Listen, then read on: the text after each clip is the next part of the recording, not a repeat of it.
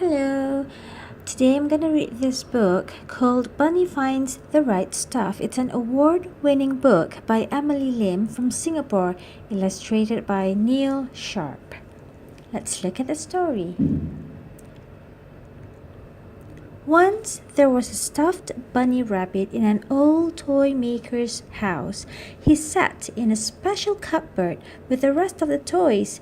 His stitches had come loose over the years and his fur coat was spotted with holes. Unlike the other toys, Bunny was floppy and short on stuffing. This made his shoulders droopy and gave him flat feet. I think I'm missing out some stuff, thought Bunny. The toys tried to lift him up. Each time he was feeling down, but Bunny had trouble keeping his chin up. One day, the toy maker's granddaughter came to visit. Her toy rabbit was plush and nicely stuffed with its head held high. I wonder where I can find the stuff that Rabbit has, Bunny said to the other toys. Not long after, the toy maker went on a holiday. Bunny jumped up in excitement. This was his chance to search the house. He looked everywhere but could not find any stuffing. The toy maker had stopped making toys a long time ago. Then Bunny noticed the flower pots on the window ledge. He saw how well the soil filled the pots. He tried to stuff himself with the wet soil, but it weighed him down and he could not move. Poor Bunny, he ended up sitting among the flowers for quite some time. When the toys finally found him, there were daisies growing from his ears and sprouting from his nose. His fur coat was also badly soiled. The toys cleaned him up and put the soil back into the pot. There must be something in this house that can fill me up nicely, Bunny thought. He wandered into the kitchen. There he found the juiciest blueberries. This is yummy stuff. He gulped down the blueberries one by one. They filled his empty stomach, and he became rounded and bunchy. Now there was a new problem. The blueberries got squashed easily and the juice seeped through his coat. He also could not understand why the birds kept flying in to peck at him. When more and more birds started roosting on his head, the toys decided that they had to step in. They emptied Bunny of the fruity stuff and gave him a good scrub, but they could not get rid of all the berry stains, so he stayed rather blue. Oh no, thought Bunny, I don't have much time before the toy maker returns. He stared into the sky and watched the fluffy clouds float by.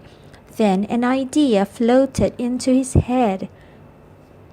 Quick, everyone, help me look for a long ladder, Bunny said to the other toys and dashed off.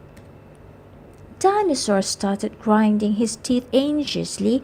Grizzly Bear tossed and turned under his blanket, and Kangaroo was most jumpy.